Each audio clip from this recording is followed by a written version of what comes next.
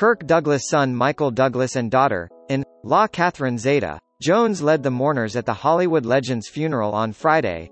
Actor Kirk passed away at the age of 103 on February, and his family, including his sons Michael, Joel and Peter and second wife Ann Bidens, looked understandably heartbroken as they laid the actor to rest in Los Angeles.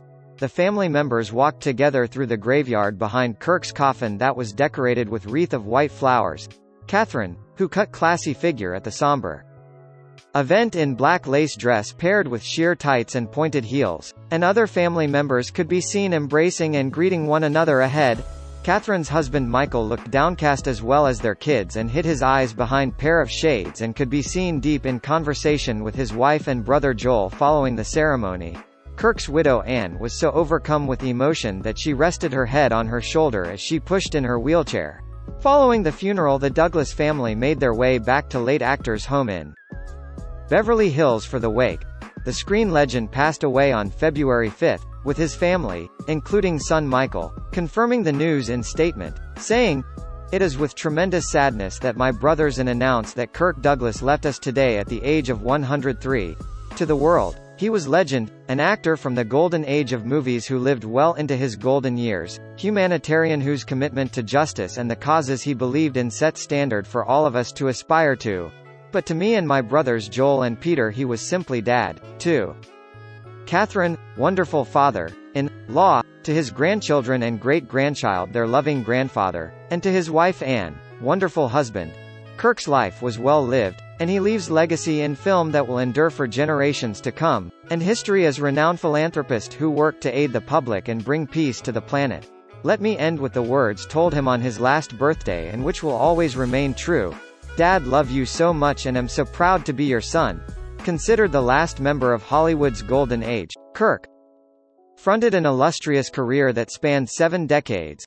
Born December 9, 1916, as Isser Danielovich, the actor, producer, director and author, built stellar life for himself after experiencing an impoverished childhood with immigrant parents and 6 sisters. Born in Amsterdam, New York, to Brina Bertha and Herschel Harry Danielovich, his parents were Jewish immigrants from Chavusy in the Russian Empire, now present-day Belarus, and the family spoke Yiddish at home.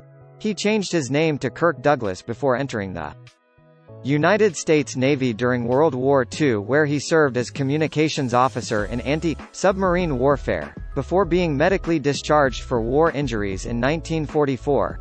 His stage break occurred in 1943's Kiss and Tell.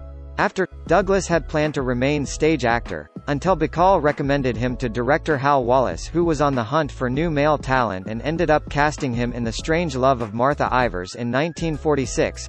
After his film debut, he soon became box office star, reigning in Tinseltown for the following 30 years, and starred in nearly 100 films.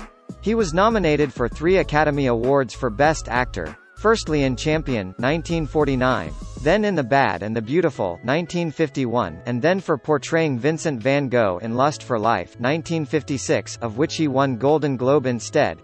Douglas has been married twice, first to actress Diana Dill in 1943, with whom he had 2 sons, actor Michael in 1944 and producer Joel in 1947, before he and Diana divorced in 1951.